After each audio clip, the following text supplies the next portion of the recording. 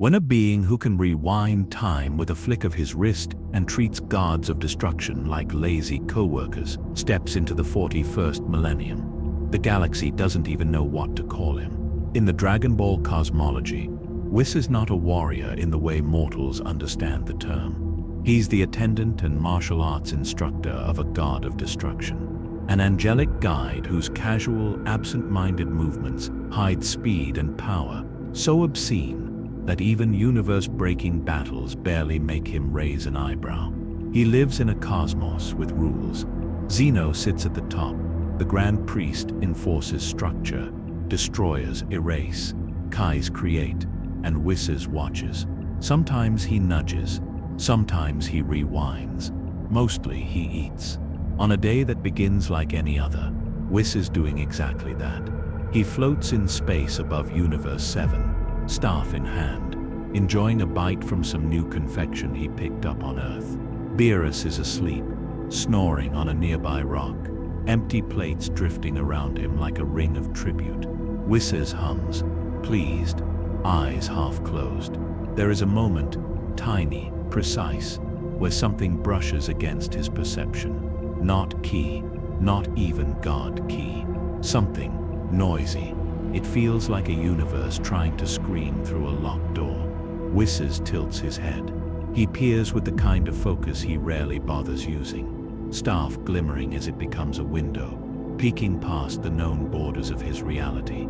He sees, for a fraction of a second, a distant, turbulent echo, stars burning in a different pattern, a psychic sea roiling around them like blood. Oh, he murmurs. Now that's unusual. He glances back at Beerus, still sleeping, drool floating in globules. I'll be just a moment. Whis, to no one in particular. He taps his staff. Space folds. He steps sideways out of Universe 7. Key. THEWARPANDTHE. Warp. ND. Key. D. Warp. And the wrong kind of gods. Whis arrives in the Imperium first.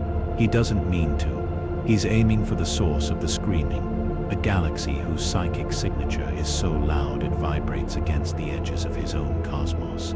He expects to appear in empty space near a star, or perhaps above some interesting planet where he can get his bearings before Beerus notices he's gone. Instead, he appears in a place that is not a place. The warp. To human psychers, this is an ocean of madness. To daemons, it is home. To Whis, it is messy. There is no up or down, no distance in any sensible sense. Colors exist that no sane retina should be able to pass, clashing against each other in jagged, screaming hues. Thought and emotion don't float here. They collide, fuse, explode and recombine in a constant howling churn. Whole storms of hate and fear spin in patterns that, if you squint, almost resemble deliberate structure, but never quite resolve into anything as polite as order. A lesser mind would disintegrate on arrival. A mortal psyker dropped naked into this place would burn like paper tossed into a reactor, their personality stripped and eaten by predatory concepts long before a coherent scream could form. Whis just blinks. His staff tilts slightly in his hand as he looks around, eyes half-lidded, expression somewhere between curiosity and faint, aesthetic disapproval. He says softly. This is quite untidy. He turns in place, not because he needs to orient himself. There is nothing here to orient to, but because the gesture pleases him. Behind him, something tries to be a horizon and fails, dissolving into a sheet of writhing faces. Ahead, a nebula of purple despair boils into red slaughter, then back again, as if the universe itself is having a tantrum in slow motion. Key, in his world, is life force filtered through discipline. It follows rules. It might be wild in mortals, poorly controlled and explosive, but at the divine level, it's refined, calm, directed. Gods of destruction wielded like scalpels that happen to be attached to bombs. Angels like Whis shape it into techniques that rewrite local reality without ever truly breaking it. This, by comparison, is raw, screaming soul stuff with no supervision. He can feel the difference down to his bones, if he had bones in a way the warp understands. Ki has a rhythm. It hums, it flows. The warp thrashes. It is a choir of every emotion mortals have ever felt. All singing at once, all off-key, all convinced they are the soloist. Unrefined, Whis murmurs, gliding forward on nothing, leaving no wake, like leaving a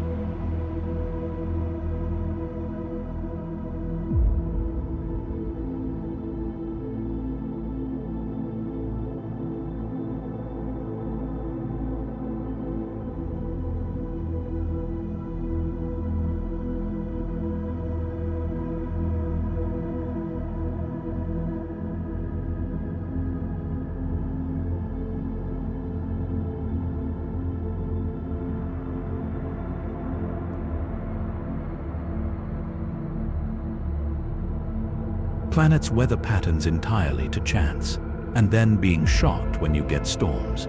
He extends his senses, not as a psycho would, pushing a soul out into the sea, but as what he is, an angelic attendant made to observe universes. He feels them immediately. The great lumps of sentient emotion that call themselves gods, not Kia signatures, not divine presences in the way he knows them. They are aggregations of feeling, ossified into personalities by sheer repetition. Kern's constant, grinding hunger for blood, a red undertow that tugs at every act of violence and whispers more into every clenched fist. Slaaneash's endless echo of wanting, a slick, iridescent tide of desire that never ever flattens into satisfaction. Nurgle's heavy, smothering acceptance of rot, the warm, swampy reassurance that it's fine to sink, fine to stop struggling, fine to let everything mold and fester, because at least it's quiet down there. Sensu's shifting, fractal hunger for change, a kaleidoscope of schemes and counter-schemes, every possibility nibbling at every other in an eternal, self-devouring dance. To them, mortals are food and clay. To Wes, they feel like free roaming, badly configured subroutines. None of them see him at first. Wes doesn't exist according to the metaphysics of this place. He is not a soul boiled off from a mortal life. He is not a demonic echo born from concentrated emotion. He is an angelic attendant from a completely different cosmological software stack, written in a language the warp does not speak. He hovers in the middle of an emotional supernova, and to the local predators, he might as well be a photon at the wrong frequency. A lesser daemon brushes past him, a loping, half-formed thing of claws and half-melted faces, looking for a crack in reality big enough to squeeze through. It doesn't react. Its awareness slides over him like water over oiled glass. Wes watches it go, mildly amused. How curious, he muses. You cannot bite what you cannot define. I imagine Lord Beerus would be jealous. The immunity is not total. It's more mutual incomprehension. The warp cannot pass Wes's nature easily enough to grab him. Wes, in return, sees its entities the way a programmer sees buggy code. Understandable in principle, but painfully inefficient. Eventually, though, even this half-ignorance falters. When they finally notice, it's like a shark sensing something in the water that smells like meat but doesn't bleed. The warp ripples, the broad currents of rage, desire, decay, and change stutter for a heartbeat, as the four great presences tilt some minuscule portion of themselves toward the anomaly. Wes feels it, like pressure changes in the air before a storm, and peers around, mildly interested, like a tourist realizing this part of town is a little more dangerous than advertised. Fascinating, he says, and he means it. A parallel spiritual substrate entirely based on mortal emotion. The Grand Priest would be horrified by the lack of oversight. Something pushes at him, not in the delicate probing way of a telepath, but like a hand made of screaming expectations, trying to close around something that doesn't quite have edges. Khorne's fury tries to find a hook, a past resentment, a buried violence to grip. It finds none. Slaanesha's tendrils of temptation search for unfulfilled desire and bounce off a contentment so absurdly simple it barely gives them friction. Nurgle's cloying warmth reaches for surrender and meets a being who has never once considered giving up on anything. Tzeentch's kaleidoscopic curiosity tries to slot him into a pattern and discovers he's from an entirely different loom. To Wes, it feels like someone pushing on a door that doesn't open in that direction. He raises his staff in the Dragon Ball cosmos. Wes uses that staff to monitor planets, rewind time, and commute between divine realms. It's a tool, an interface between his will and the fabric of his reality. Here, the tool meets a medium it was never designed for and simply imposes its own rules. Ki hums down the length of the staff, not loud, not aggressive, just present. It radiates the calm, structured order of a universe where even destruction has a job description and a filing system. The warp recoils from it like oil from water. Around Wes, a bubble of comparative clarity forms. Not true emptiness. This place doesn't allow that, but a zone where the worst of the howling recedes to a dull roar. Colors still scream, but less directly into the face. Faces in the eddies turn away, confused, as if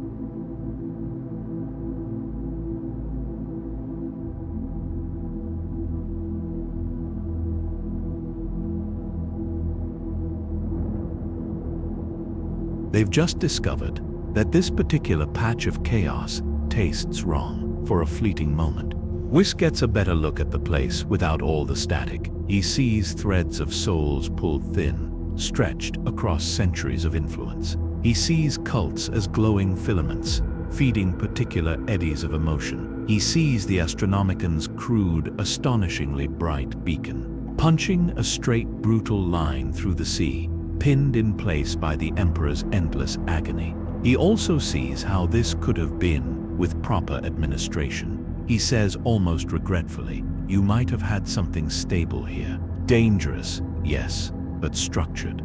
As it is." He lets the thought trail off. "I should find the physical layer." Whis decides after a moment, "All this noise will give me a headache." He doesn't mean a literal ache. Nothing here can harm his mind that way. But the sheer inelegance of it all scratches at his sensibilities. This is what happens when a cosmos lets feedback loops run wild for too long. He taps the staff again. Reality, such as it is, shivers. The warp tries, in that instant, to keep him. Not out of strategy. Chaos does not work that way. Not at this scale, but out of sheer blind habit. Anything that touches it is meant to be tangled, caught in the nets of fear and desire and despair. Whis is not made for nets. Space-time around him folds, not in jagged, screaming rifts, but in a smooth, controlled twist, like a door gently closing. The bubble of clarity he created collapses behind him, swallowed instantly by the larger storm. The chaos gods feel him slide away, and for one collective, offended heartbeat, all four aspect gales of their being think the same thing. Wrong pattern, wrong flavor, wrong kind of god. Whis slips out of the Imperium and into real space. To the warp, he is gone. To the galaxy of Warhammer 40,000, he has just arrived. First contact, battle barge versus first contact. Battle barge versus blue-haired attendant. He appears in orbit over a world he does not yet know is named Cadia. That was replacement. A fortress world choked with guns and prayers, bristling with orbital defenses and scar tissue from 1,000 near-failed sieges. The first thing that greets him is a warning shot. A lance of coherent energy spears past him, close enough that it would have vaporized anything else. Macro cannon shells follow, blossoming into silent flowers of fire around his position. Whis turns his head slightly, watching the detonations bloom. "Oh my," he says. Someone's jumpy, on the nearest Imperial battle barge. Alarms scream. Void shields register an unidentified contact inside their outer perimeter, appearing without translation flare or warp signature. Auspex readings show nothing. No mass, no drive emissions, no life signs. Yet optical pict feeds display a slim blue-haired figure in flowing white and blue, holding a staff and politely not exploding.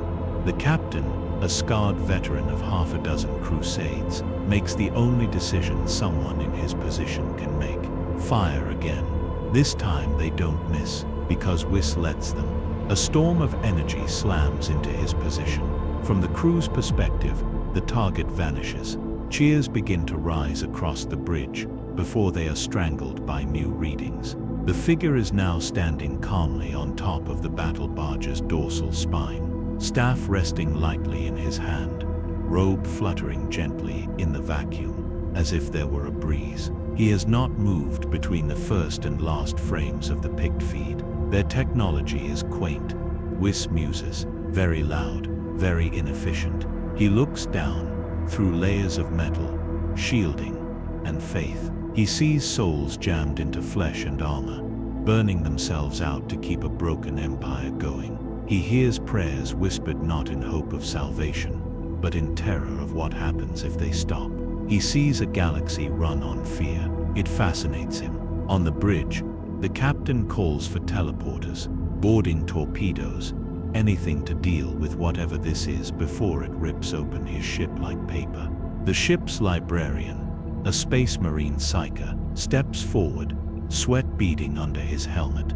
"Captain," he says tightly, That thing is bright. My lord, it's like looking at a star made of thought. We should alert the Inquisition. We'll be dead before they arrive. The captain snaps. We do what we can now. A heartbeat later, reality inside the bridge simply falls. Whis is suddenly in the center of the command deck, standing on nothing. Feet a few inches above the floor, head tilted.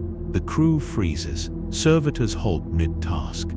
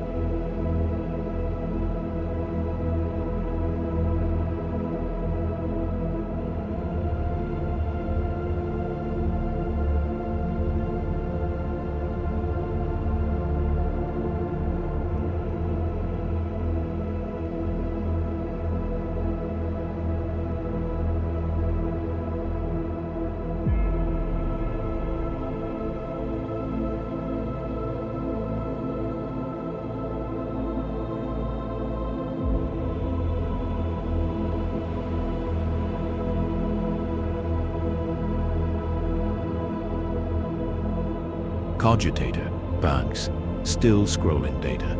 The captain's hand freezes halfway to the bolt pistol at his side.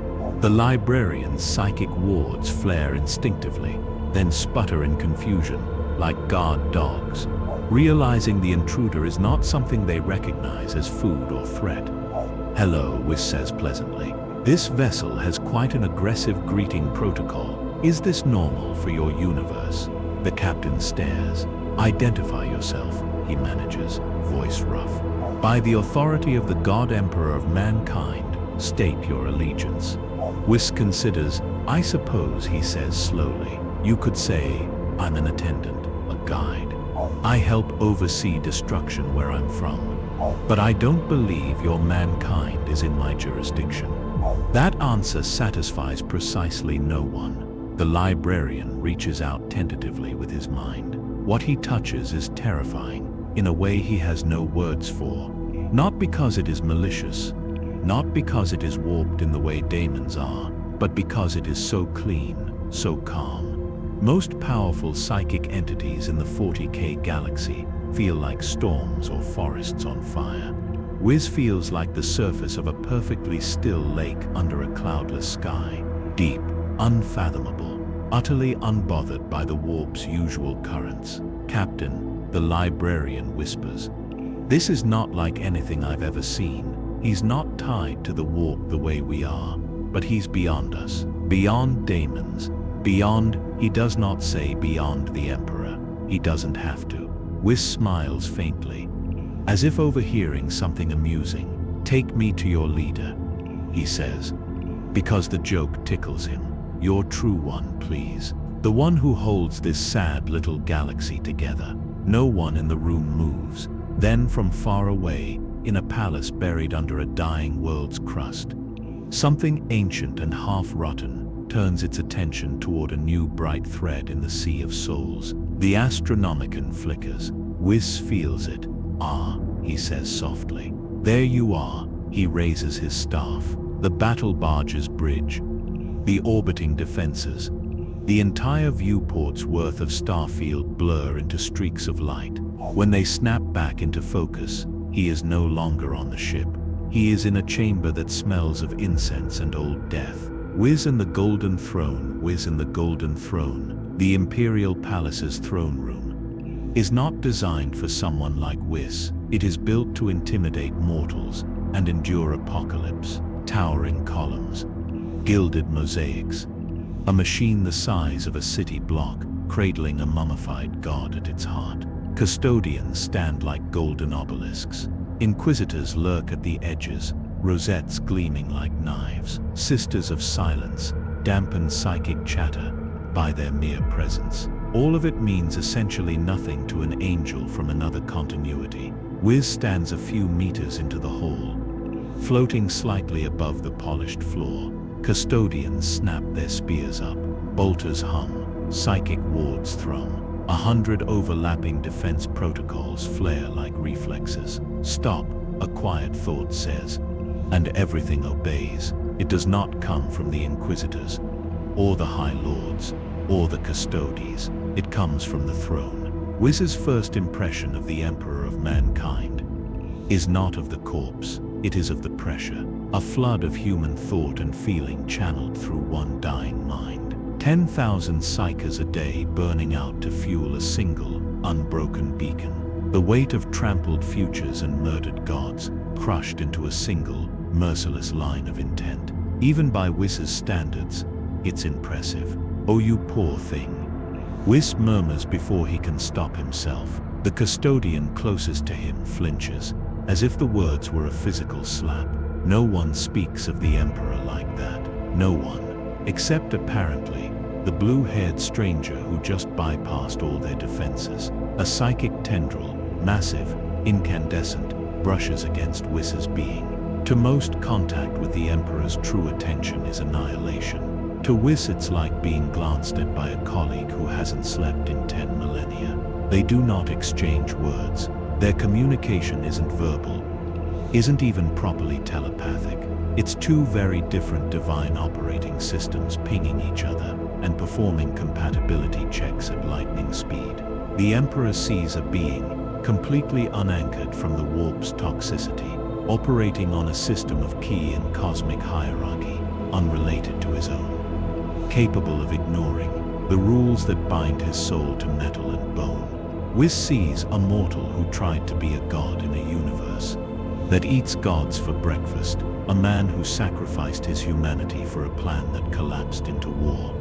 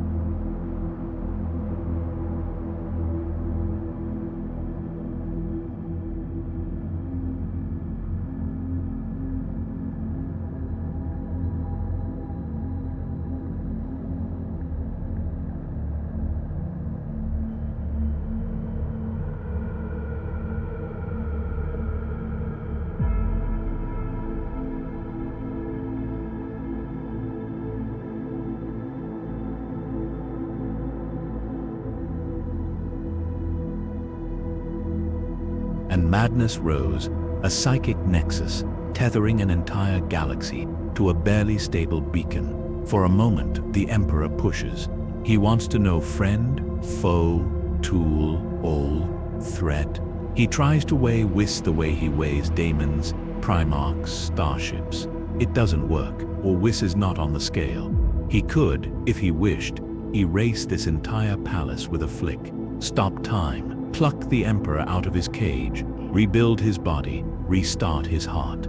He can see how, mechanically, it would be done. He also knows, with the same calm certainty, that doing so would break rules far above his pay grade. Zeno erases universes for less than that, so he smiles instead. "You've made quite a mess," he says gently, "but you're holding everything together rather well." Considering, there is no answer in words, just tired, focused pressure. The message is clear. If you are here to destroy what I have built, I will fight you until my last screaming neuron burns out. Whis waves a hand. "Relax, relax, I'm only here to look." Behind him, like insects on the edge of a bonfire, the Inquisitors whisper furiously. Daemon, new Xenos, old Xenos. The Custodes do not lower their weapons. They watch Whis as one might watch a bomb that occasionally laughs at jokes only it can hear. Whis drifts a little closer to the throne, staff tapping lightly on unseen footholds. "You're using raw soul energy, the way Beerus uses dessert," he muses, "burning through centuries of potential for a very narrow application. Effective, but inelegant." He lifts his staff. A small, shining screen appears in the air between them. On it, Whis projects what he saw in the warp, the chaos gods, the storm of human emotion, the way the Astronomican's beam threads through it like a pinned insect in a jar. Then he projects something else, the macrocosm of his own reality. Neatly divided universes, gods with defined roles, angels as supervisors, Zeno as a terrifying failsafe. Different frameworks, he says. Same underlying problem. Sentient beings generate chaos. The question is whether you shape it or let it shape you.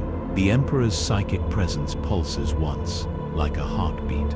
He can see, in Whis's demonstration, the temptation, a system where destruction is a job, not an inevitability, where creation and erasure are balanced by design, not fought over by madmen and daemons, where the warp's equivalent is curated, not left to rot. He also sees what Whis isn't showing him, the childlike god who erases entire universes when bored. The casual way lives are gambled in tournaments. Every system has its horrors. Whis lets the images fade. "I won't fix this for you," he says, and there's no malice in it, just simple honesty. "It's not my universe. It's not my place. But I am curious what happens when my rules brush against yours." He glances up, past the ceiling, past the atmosphere, past the void, into the warp again. "Your neighbors are very noisy. Perhaps we should say hello." Sparring with the ruinous powers. Sparring with the ruinous powers. Whis doesn't so much travel to the Eye of Terra as decide to be closer to it. One moment, he's in the throne room. The next, he's floating above a churning wound in reality, the size of a segment, staff resting lightly in his grip. The Eye of Terra yawns below, a permanent warp storm, birthed by the fall of the Eldar, and sustained by 10,000 years of chaos. Warbands fight impossible wars on daemon worlds. Space-time folds in on itself. Planets drift like debris in a psychic hurricane. Whis takes it in like a critic, inspecting a painting. "Busy," he says, "chaotic, very on brand." The ruinous powers feel him at once. This time, they don't have the excuse of distraction. Here in their favorite playground, a foreign hand has touched the pieces. Khorne's reaction is simplest. An intruder, powerful, untouched by fear, untouched by guilt, untouched by the delicious simmering rage he feeds on. He roars, a sound that makes stars flicker. Warbands dedicated to him hear it as a sudden, uncontrollable urge to kill something, anything, in the direction of this new disturbance. In the Imperium, A tide of red brass and bone surges toward Whis, endless ranks of bloodletters, brass juggernauts, rivers of skulls turned into spears and thrown like javelins of hate. Whis watches them come. He does not tense. He does not power up. He simply raises his staff and draws a lazy circle in the air. The attack hits an invisible boundary and stops. Not with a bang. Not.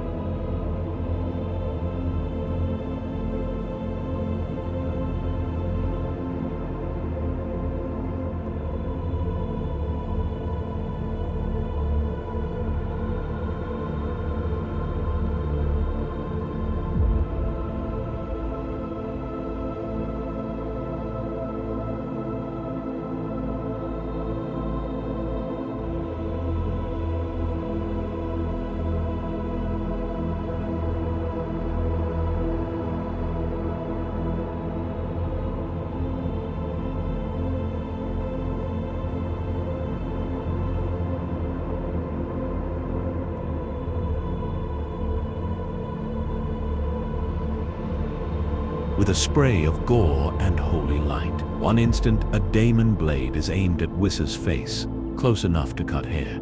The next, it's on the other side of him, its owner stumbling as if it has been blinked forward a few meters, with no time having passed.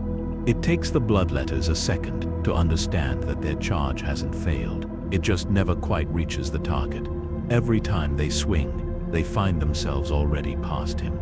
Every time they leap, they land where he just was, even though to their perception, he hasn't moved. That's enough of that, Whis chides mildly, as if scolding a messy student.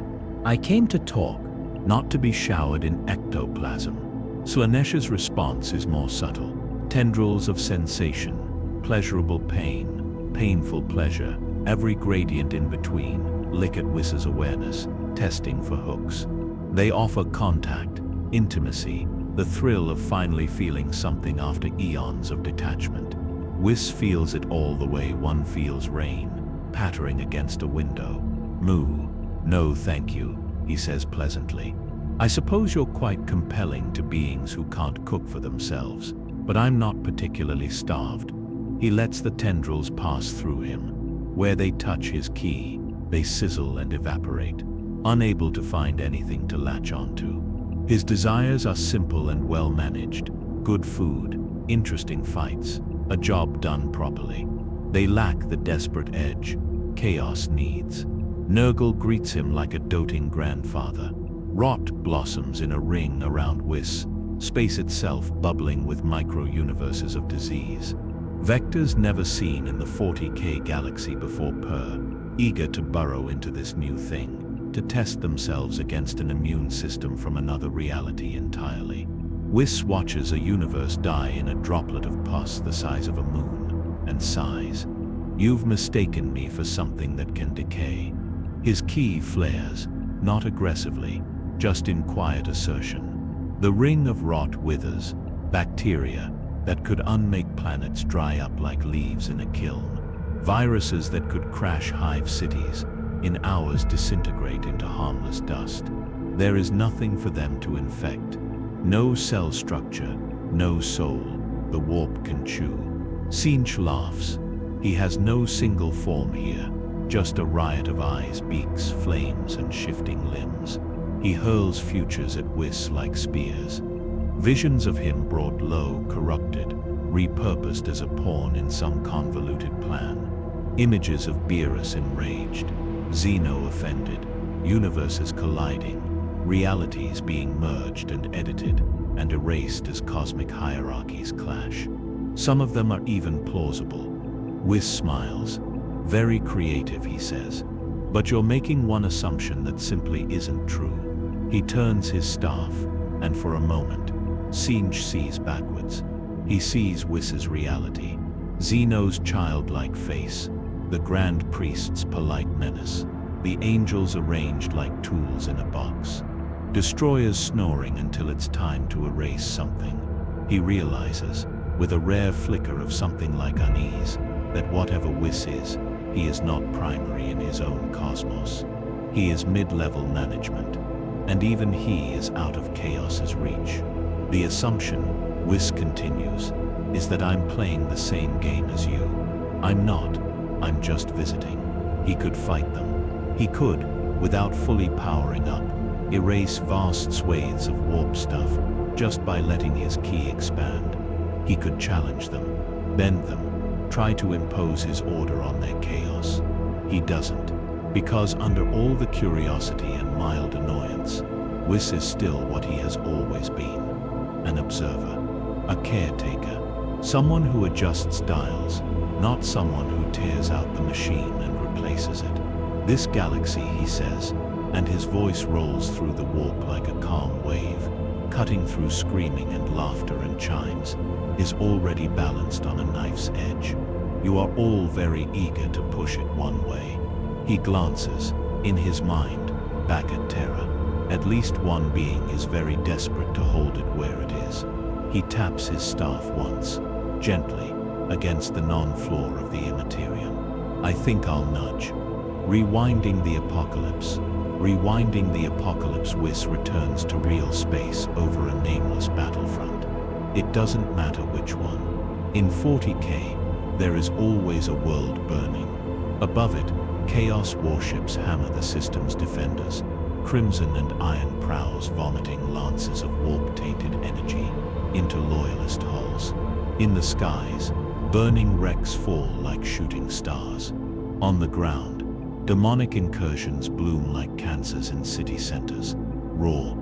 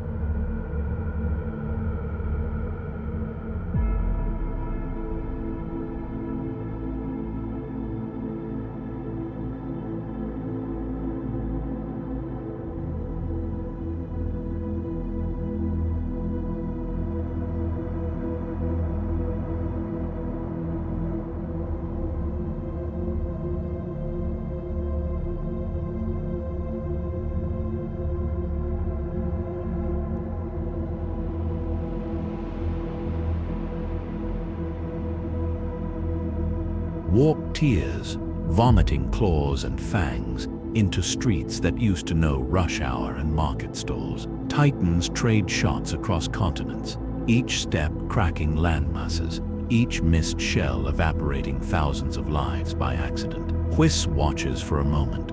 He floats high above the carnage, staff resting lightly in his hand, eyes tracing the chaos with the detached curiosity of someone watching a particularly over-the-top training simulation. Key senses are useless here.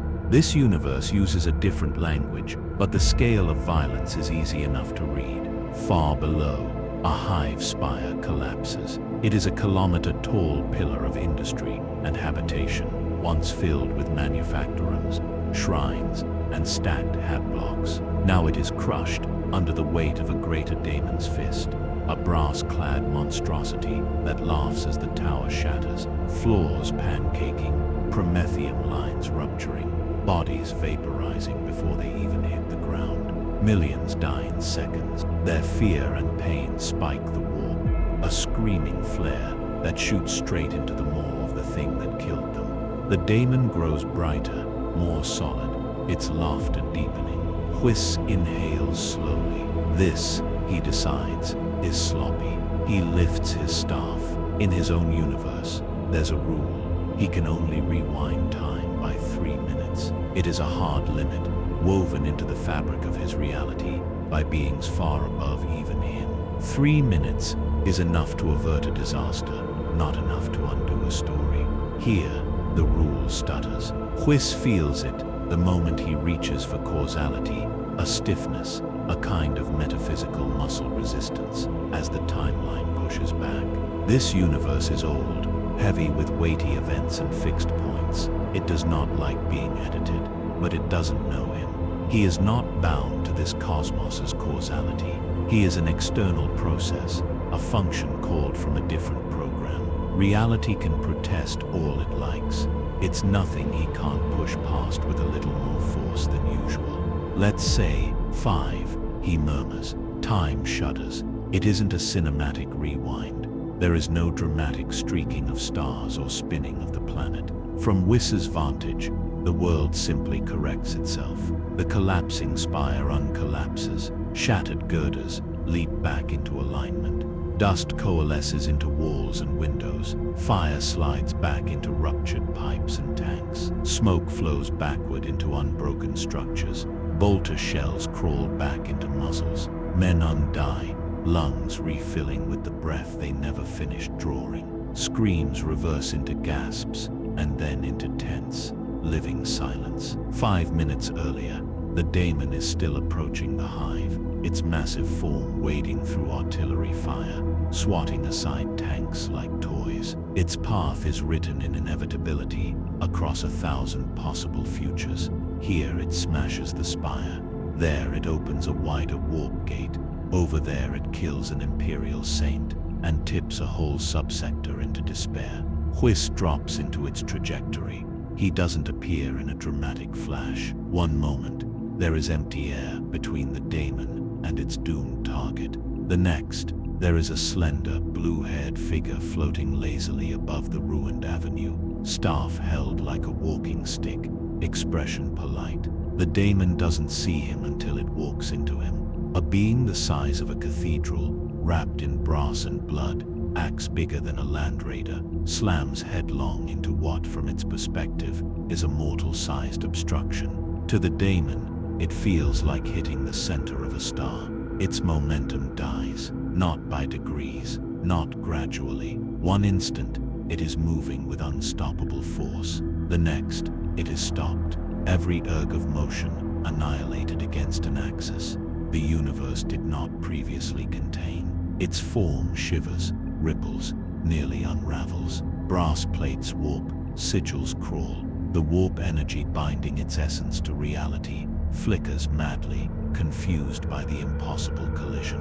Whis taps it lightly on the forehead with his staff. "Go home," he says, as if scolding a two-roadie pet tracking mud onto polished floors.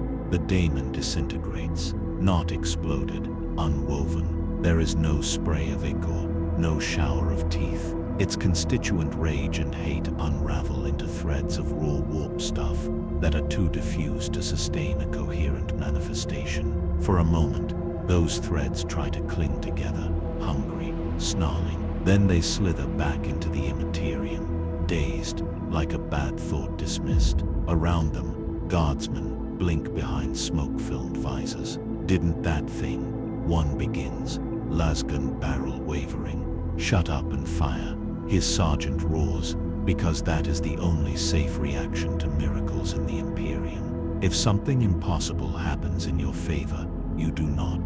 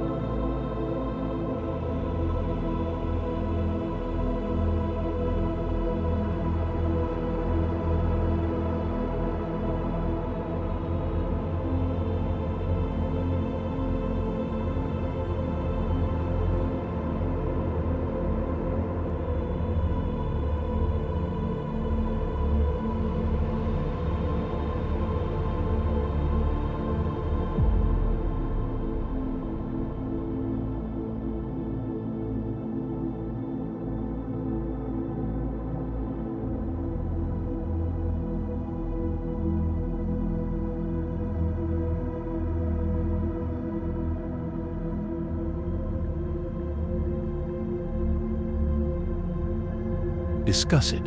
You exploit it until it stops working. Whis doesn't stay to correct their tactical doctrine. He glances once at the hive, still standing for now, and then lifts away from the battlefield, up through the atmosphere, leaving behind confused Vox traffic and a single, quietly rewritten scar in the world's history. He repeats the process across a dozen worlds in the span of what mortals would call seconds. On one front, a nascent Tyranid hive fleet, just breaching into a new sector, moves like a living storm through the void, bioships pulsing, tendrils drinking in starlight, synapse creatures knitting the whole into a terrible, hungry mind. Whis appears for the briefest moment at the psychic heart of the swarm. He examines the lattice of command, how thoughts travel from massive Norn queens through synapse beasts to lesser organisms, how the whole thing relies on a few critical nodes to keep the horror coherent. Oh, he says, that's a weak point. He twirls his staff. Guidance nodes, vast bloated creatures hidden deep in chitinous hulls, simply stop working. Not with a bang, not in a shower of gore. Their psychic lights wink out as if a switch has been flipped. The physical biomass remains perfectly intact, but the pattern that made it purposeful dissolves. The swarm drifts, confused, missing key psychic instructions. It still feeds, it still kills, it still consumes a few unlucky frontier worlds that happen to be in its way, but it does not overrun. The surgical edge of inevitable annihilation is gone. In its place, a flailing, dangerous animal that can be hunted, outmaneuvered, survived. Elsewhere, an orc, Warj AJ, is about to crush an Imperial crusade fleet.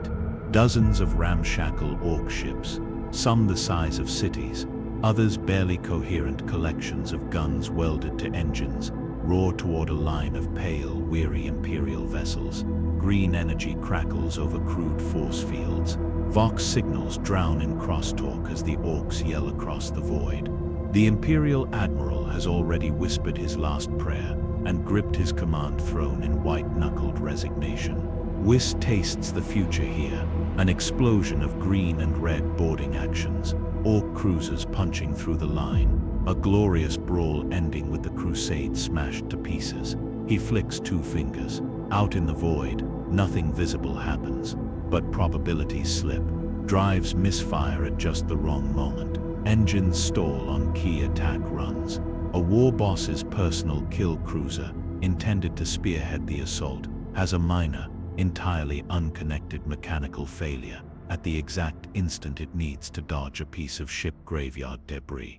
The debris traveling at relativistic speed, thanks to a previous unrelated explosion, happens to intersect the war boss's skull. The biggest, loudest orc leader dies without fanfare, his head simply gone, his body slumping to the deck in a spray of green. The orcs barely notice. They're too busy fighting each other for the now vacant position of biggest boss. The fleet loses cohesion, half peel off to chase some perceived insult, others get lost. The carefully stacked, instinct-driven momentum of the WAJ bleeds away into background mayhem. The crusade survives. On the far edge of the galaxy, a Necron tomb world stirs. Buried beneath dead sands, silent legions wait for the signal to rise. Complex awakening sequences cascade through ancient machines, each step a ritual of cold logic. Coffins meant to open begin to cycle through their startup sequences. Whis brushes the system with his staff. For one fraction of a second, a crucial piece of code in a command node reads as false instead of true. The awakening sequence glitches. Coffins meant to open remain sealed. Diagnostic routines run, find nothing wrong, and loop back to sleep state. A dynasty that should have rejoined the galactic stage in fury, its legions marching out to reclaim lost empires, instead slumbers another few million years in perfect, undisturbed stasis. On a craft world, an Eldar Farseer pauses mid-vision, feeling a timeline she was sure of flattened slightly. The apocalypse she saw last week now comes with more question marks. On a Daemon world, a Lord of Change squints at a tapestry of futures, finding that threads it had carefully knotted into catastrophe have mysteriously frayed. Each nudge is small in isolation. Seen together, they are a pattern. Whis is not rewriting the setting. He's turning down the volume. Rain of blows instead of decapitations, disasters instead of extinctions, stalemates instead of exterminations. Enough to give the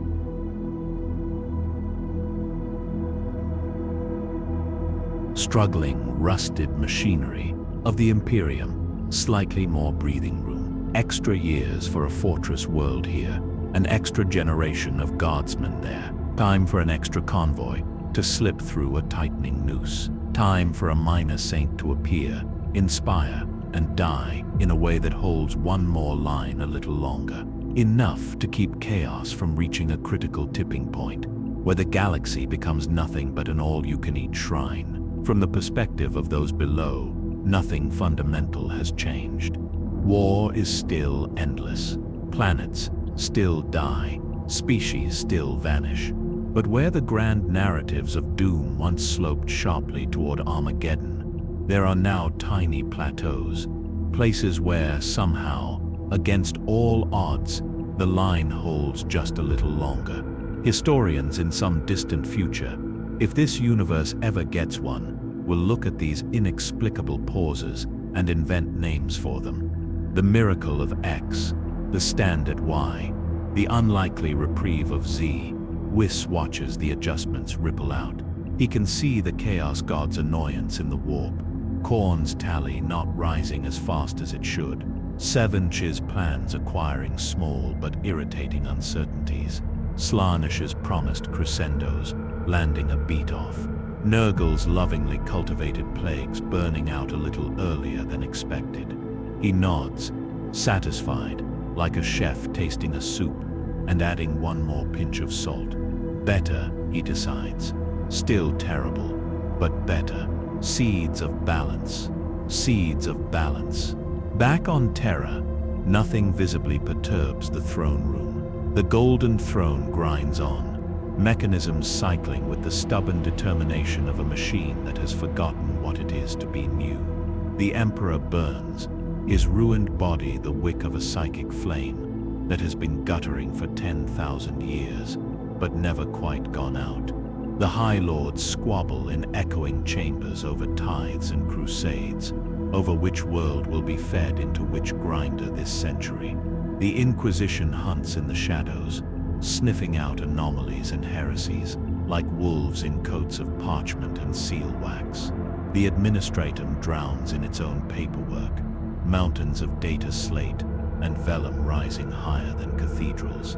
On the surface, the galaxy is exactly as broken as it was yesterday, but in the warp, the Chaos Gods feel it, not as a single action, not as a clear, definable intervention they can point to and snarl about, but as a change in slope. Victories they were certain have become costly. That hive world that should have fallen in 3 days of berserk slaughter instead takes 6 months, and when it finally dies, its death does not echo quite as sweetly as it ought to. Champions that should have waded through loyalist forces like wheat through a scythe meet resistance that is just organized enough, just calm enough, to force them to work for their skulls. Worlds that should have fallen in hours take months. Shrine planets scheduled for desecration, according to 1,000 carefully spun prophecies, refuse to crack. The faithful there do not break into madness as quickly as expected. They still die, they still scream, but they do not feed the warp as efficiently. Campaigns that ought to have ended in screaming, glorious apocalypse drift out into grinding stalemates. The Black Crusade that was meant to punch clean through a segmentum instead bogs down in a sequence of unfortunate supply issues and unexpectedly stubborn pockets of resistance. The grand Baroque narratives of doom the ruinous powers had been writing for centuries turn into messy, marginal victories and annoying draws. It is infuriating. Khorne bellows at this new, infuriating pattern of almost victories, his roar a psychic shockwave that rattles entire daemon worlds. He throws more skulls on his throne and finds, to his horror, that the pile doesn't grow as fast as it should. The river of fresh, terrified souls that used to flow like a waterfall now feels more like a fast-moving stream. Still plentiful, but lacking the overwhelming volume he craves. He demands bigger wars in compensation. His followers oblige. Somehow they also run into slightly better prepared defenders more frequently than before. Slanesh tastes frustration, delicious in its own way, but not what they were aiming for. The ecstasy of total collapse, of civilizations dissolving into indulgent oblivion, is replaced more often by a sour aftertaste, mortals clawing their way back to some semblance of restraint after touching the edge of excess. The god of excess savors this new flavor out of principle, but it is not their favorite. Nurgle senses a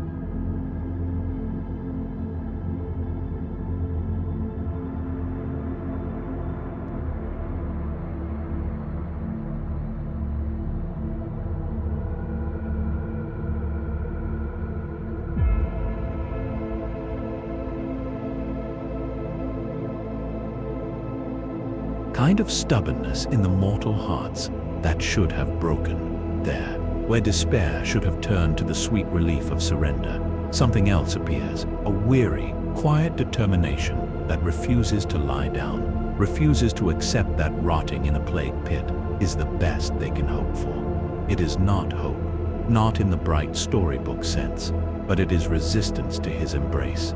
He chuckles, amused. Seeds that do not rot immediately often rot more interestingly later. Change cocks his many heads and starts tracing new threads in the web of futures. On his ever-shifting tapestry, lines that were once thick and straight, inevitable paths to cataclysm, now kink and curl in small, unexpected ways. A war that should have spawned a daemon Primarch stalls. A ritual that should have cracked a sector-wide warp rift fizzles. When a critical sacrificial world survives by the narrowest margin, the changer of ways does not mind change, but he dislikes unplanned change. In their endless paranoid accounting of influence, the four great powers identify a new factor. It is not a rival god. The thing does not demand prayer. No cult banners rise under its name. No daemonic heralds shout its titles. It is not another greater power striding onto the stage to claim a corner of the warp. It is a presence that does not seek worship, does not demand deals, does not apparently care whether mortals live or die as individuals. It only cares about something abstract, balance. This offends them. Chaos, by definition, does not like the idea of anyone trimming its excesses without also expanding its scope. They rage and seethe and adjust their plays, throwing more weight behind some pushes, changing angles on others. But every time they account for the new factor, it moves again, not actively, not like an enemy general repositioning troops, but like a hand casually nudging pieces on a board. It does not consider truly important. And then, one day, as Whis floats outside normal time, watching a dozen timelines at once play out like options on a menu, he feels a familiar tug on his staff. He's perched in a nowhere vantage point, half in the warp, half in real space, observing galaxies of probability. Below, he sees a battle that will now end in a draw instead of an extermination. In another thread, he watches a fledgling saint die in a different place than she should, inspiring a different group of people. He looks back. Beerus is awake. The call isn't carried by warp or key, not by astropath or spell. It simply is, slotted into Whis' awareness, like the reminder of an appointment. His voice echoes across universes, irritated and sleepy. Whis, where are you? I'm hungry. Whis smiles, feeling a little like someone who stepped out to look at a storm and realized they've been gone for just slightly too long. Oh dear, he says. Duty calls. He looks one last time at the 40K galaxy. It is still broken, still cruel, still full of gods who aren't really gods, mortals who suffer under banners they don't fully understand, empires that treat human lives like ammunition and call it faith. Black ships still ferry psychers to their doom. Orcs still laugh as they crush skulls. Tyrannid tendrils still probe the void, looking for more biomass. But here and there, tiny deviations glimmer. A child on a shrine world who dreams not of the Emperor's stern burning face, but of a calm blue-haired man telling them to breathe. In their dream, bombs still fall, walls still shake, but when they inhale slowly and exhale even more slowly, the terror loosens its grip, just enough that they wake up able to move instead of frozen. A librarian who, when next confronted with a daemonic incursion, instinctively tries calm first, tightening his thoughts into something cleaner and quieter, instead of flinging himself screaming into the warp. He finds his powers respond a little more smoothly. His connection is less like diving into a storm, and more like standing at the edge of a deep pool, lowering a bucket. He still risks corruption. He still hears whispers, but the line does not blur quite as quickly. A navigator who notices that if they steady their mind, like still water, instead of focusing on fear and the countless ways translation can go wrong, the Astronomican's light cuts more clearly through psychic storms. Their third eye aches a little less. The screaming faces in the warp seem farther away. They tell no one, because navigators keep such tricks close, but they use it again and again. A tech adept on a forge world, one of many minds, easily lost in the clanking chorus, who finds to his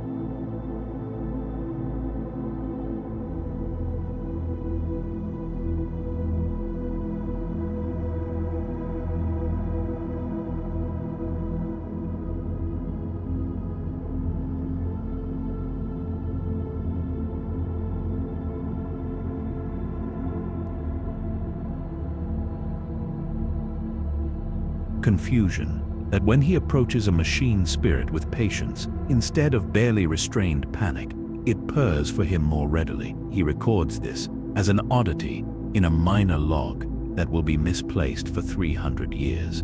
Whis has not introduced Ultra Instinct or God Kia to this universe. That would be excessive. The metaphysical equivalent of dropping a Dragon Ball super weapon into a knife fight and then complaining when the tone changes. He has introduced instead the concept that calm can be a weapon as potent as fear, that not all higher powers demand worship through agony, that not all galaxies are supposed to hurt this much. He doesn't know if those seeds will grow. In a place like this, they could just as easily be smothered under boot heels, ground out by inquisitorial purges, chewed up by the warp, or twisted into yet another flavor of heresy. A cult of serenity is only a few bad sermons away from being Slaanesh in a different robe. He isn't going to stay to find out. He taps his staff. Space folds.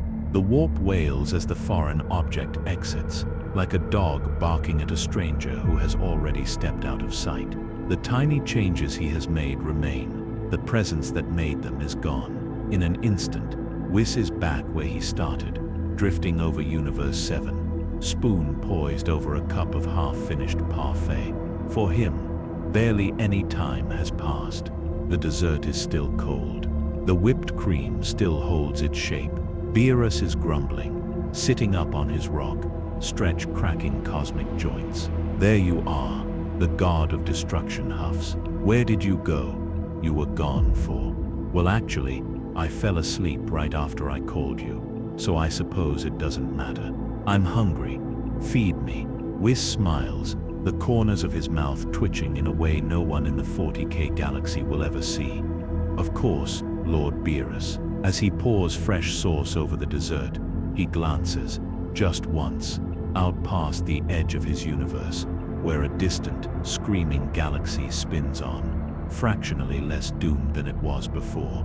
He hums, a little tune only he can hear. Try a little harder, everyone, he thinks, though no one there will ever hear it. You might surprise yourselves. Then he turns his attention back to what really matters. Food. So, what if Whis entered Warhammer 40K? So, what if Whis entered Warhammer 40K? So what actually happens if Whis comes into the 40K universe? He does not become a new Chaos God. He does not crown himself Emperor 2.0, lead Primarchs into battle, or teach Grey Knights Ultra Instinct. He doesn't erase the warp, punch out Abaddon, or turn Land Raiders into hover bikes. He does something quieter, and in setting terms, more dangerous. He shows the galaxy that its rules are not absolute.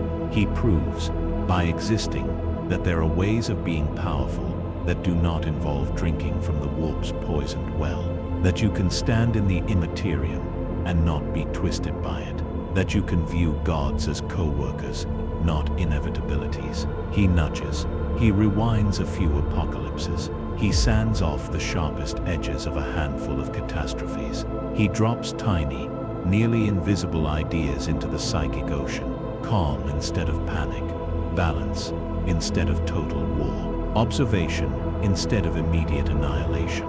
In a universe where belief shapes reality, even the idea that things do not have to be this way is subversive, explosive, given enough time. The Imperium will never know his name. Chaos will curse the invisible hand that keeps robbing them of total victories. Most mortals will live and die with no clue that an angel from another story once wandered through their nightmare and adjusted the lighting, just a little. Somewhere, on some battlefield, a psyker will pause before giving in to the warp, steady their breath, and realize that they don't have to scream to be strong. In the long run, that may change nothing, or it may change everything. Whis doesn't care about either outcome. He isn't a hero in this story. He's a visitor. He came, he looked, he tweaked, he left, and in a setting where there is only war, the most radical act a godlike being can commit is to decide not to play.